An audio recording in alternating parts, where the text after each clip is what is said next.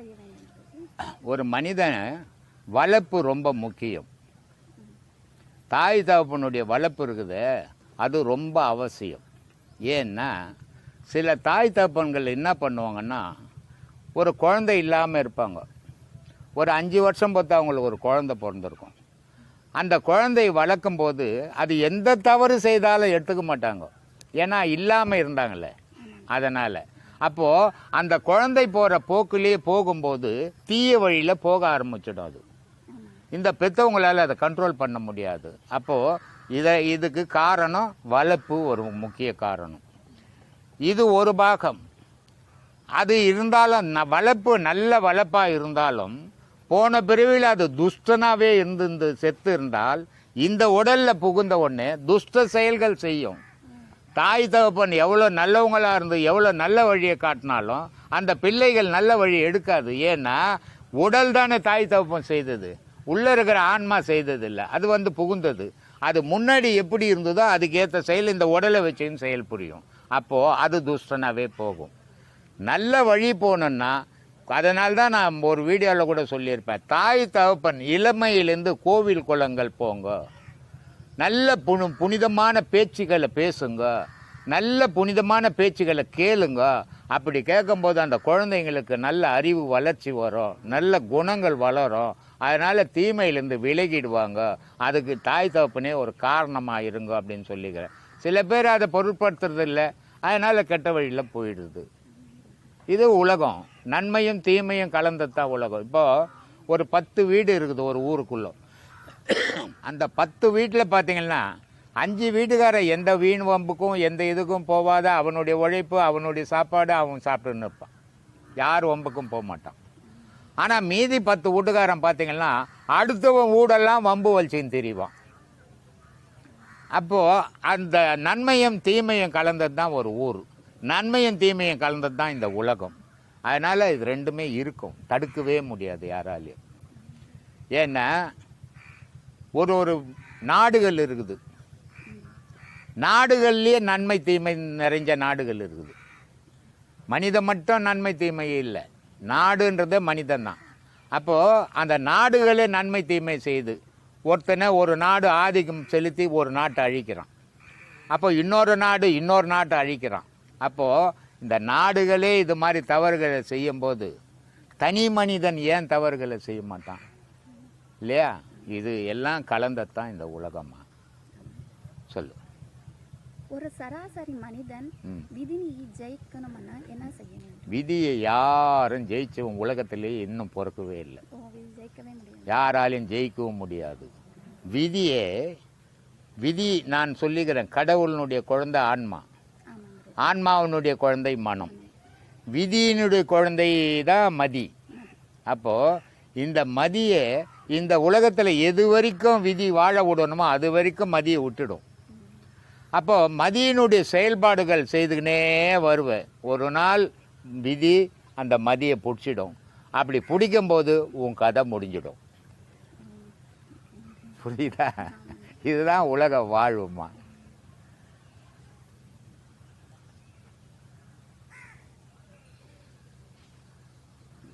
எல்லா ஜீவராசிக்குள்ள கடவுள் ஒரு செயல் இருக்குங்களா? ஆமா, பசுமாடுக்குள்ள எல்லா கடவுள் இருப்பாங்கன்னு சொல்றாங்க. அது அவங்களுடைய நம்பிக்கை. பசுமாடா இருந்தாலும் எரும மாடா இருந்தாலும் எல்லாம் ஒரு ஜீவராசிகள் தான். இதில் ஒரு வித்தியாசம் என்னன்னா, பசுமாடுன்றது கண்டதை சாப்பிடாது, புல் சில இலைகள் இப்படி தான் சாப்பிடும் அது. ஆனால் இந்த எருமாடுன்றத எல்லாத்தையுமே சாப்பிடும். அதனால் ஒரு ரோட்டில் போய்க்கினே இருந்தால் ஒரு எருமாடு போச்சுன்னா அதை போய் யாரும் தொட்டு கும்பிட மாட்டாங்க. ஒரு பசுமாடு போனால் அதை தொட்டு கும்பிடுவாங்க. ஒரு குழந்தை பிறந்ததுன்னா அந்த குழந்தைக்கு பால் ஓணுன்னா கூட பசும்பால் கொடுன்னுவாங்க. பால் என்ன எருமை பால் பசும்பால் ஆனால் இருக்குது. ஏன்னா பசுமாட்டு பால் கறந்தீன்னா தண்ணியாக இருக்கும், எருமை மாட்டு பால் கறந்தீன்னா திக்காக இருக்கும். இந்த சில பால்காரங்களே என்ன பண்ணுறாங்கன்னா அந்த எருமை மாட்டு பாலை தண்ணியை ஊற்றி பசும்பாலுன்னு விற்கிறாங்க. ஏன்னா பசும்பால் தண்ணியாக இருக்கும். ஆனால் அந்த எரும மாட்டு பால் குடிக்கும்போது குழந்தைக்கு உடல்நிலை மாறும். பசும்பால் குடிக்கும்போது குழந்தையினுடைய உடல்நிலை ஆரோக்கியமாக இருக்கும். அதனால் பசும்பால் கொடுக்கணும். ஏன்னா அது சுத்த பொருளையே சாப்பிட்டு அதனுடைய பால் தான் அது கறந்து குழந்தைக்கு கொடுக்குறோம். அப்போது அந்த பாலால் குழந்தைக்கு எந்த பாதிப்பும் வராது. எரும மாட்டு பாலால் சளி பிடிச்சிக்கும், உடல் உபாதைகள் வரும். அதனால் எரும்பால் கொடுக்க மாட்டாங்க. சில கேலண்டரில் பார்த்துருப்பீங்க, ஒரு பசுமாட்டில் எல்லா கடவுளும் இருக்கிற மாதிரி போட்டு இருப்பாங்க இல்லையா? அப்போது இந்த கேலண்டர் போட்டது யார்? மனுஷன் தானே, மனுஷன்தான். ஆனால் மாடு எங்கேயும் எனக்கு பாரு என் உடலில் எல்லா கடவுளுங்கிறது எங்கேயும் காட்டினது இல்லை. ஆனால் இந்த மனிதனுடைய செயல்பாடுகள், இதை வழிபடணும், இதை வணங்கணும், கோமாதா அப்படின்னு இருக்குது இல்லையா? அதனால் இதெல்லாம் வந்து முன்னோர்கள் ஒரு மரியாதைக்காக வகுத்து வச்சாங்க. இப்போ ஒரு வீடு கட்டியிருக்கிற, புது வீடு கட்டிக்கிற மனுஷன் தானே போகணும் உள்ள. ஆனால் முதல்ல என்ன பண்ணுறோம்? பசுவும் கண்ணும் இட்டு போகிறோம். ஏன்னா பசுன்றது மகாலட்சுமி. அந்த லட்சுமி இந்த வீட்டுக்குள்ளே விஜயம் பண்ணால் தான் நம்ம வாழ்க்கை சிறப்பாக இருக்கும். அப்படின்றதுக்காக இந்த பசுமாட்டையும் கண்ணுக்குட்டியும் முதல்ல இட்டுன்னு வருவாங்க.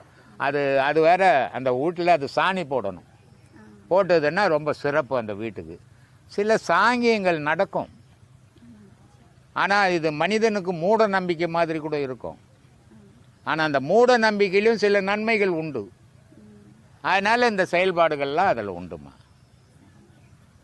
அப்புறம் என் தலையெடுத்தை நானே எடுத்து கொண்டிருக்கிறானா இல்லைன்னா பிரம்மா எடுத்துருக்கான்? பிரம்மா வந்து நீ உன்னுடைய உலகத்தில் நீ ஜனனம் பண்ண போகிற ஆரம்ப காலத்தில் அப்போ பிரம்மா எழுதினாரு, நீ நல்லா இருக்கணும், உலகத்தில் நல்லவனாக இருக்கணும், நீ நல்ல வாழ்வு வாழணும், நீ பல பேருக்கு உதவி செய்யணும்னு பிரம்மா எழுதினாரு.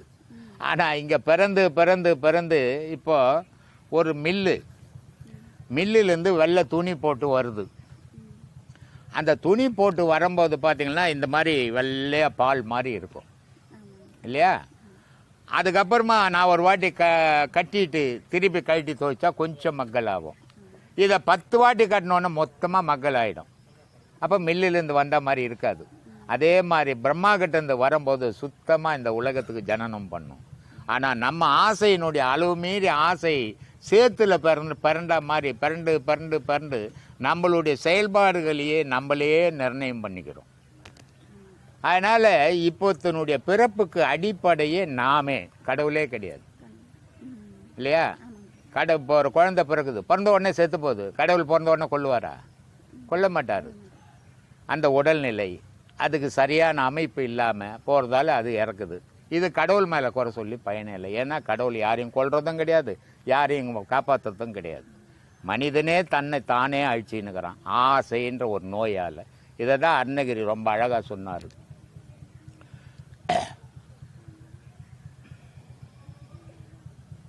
ஆசை எனும் பிணியில் அகப்பட்டு ஓரா வினையில் உழலத் தகுமோன்னார். பேராசையம், ஆசை இருக்கணும், தப்பில்லை.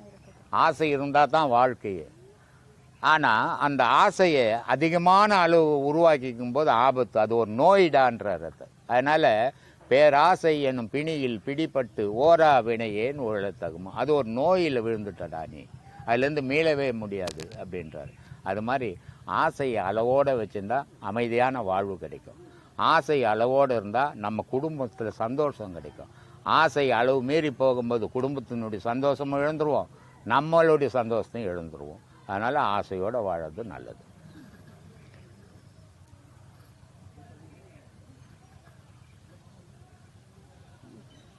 எல்லா கடவுள் நமக்குள்ளே இருக்கிறாள்னு சொல்லிட்டு பெரிய ஞானிகள் சித்தர்கள் நீங்களும் சொல்லியிருக்கீங்க. அது வந்து மனிதன் வந்து எதுக்காக புரிஞ்சுக்க மாட்டேன்றாங்க? அதான் இந்த மாயைன்றது அவனுடைய கண்ணை உண்மை தெரியாமல் மறைச்சிடும்.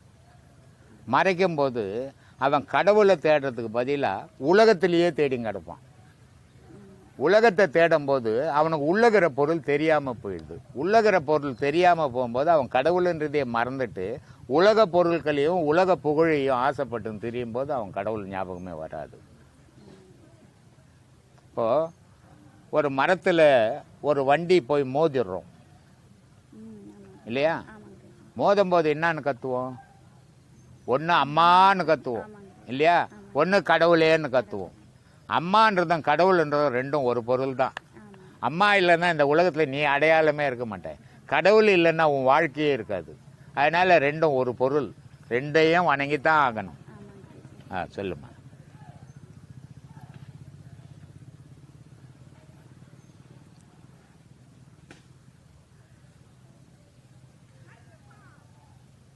மனிதன் செய்யற பாப்பங்களுக்கு வந்து சாட்சியா இருப்பது யாருக்கு?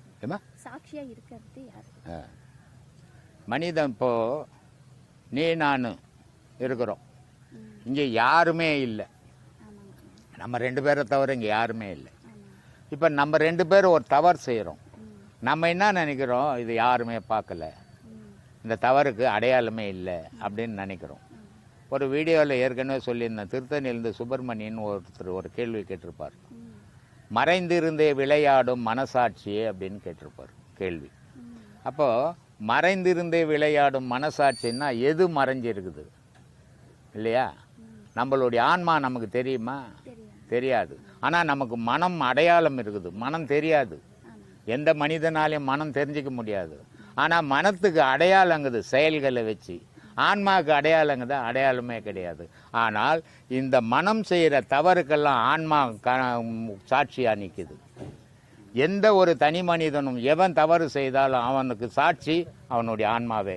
அந்த ஆன்மா சாட்சியாக இருக்கிறதால தான் எவ்வளோ தவறுகள் செய்தானோ அதுக்கேற்ற மறுபிறவி எடுத்து கொடுக்குது ஆன்மா. அப்போவாது அந்த பிறவிலையாவது அவனுடைய பாவங்களை அழிச்சுக்கின்னு புண்ணியத்தை தேடி பயணம் பண்ணணும்.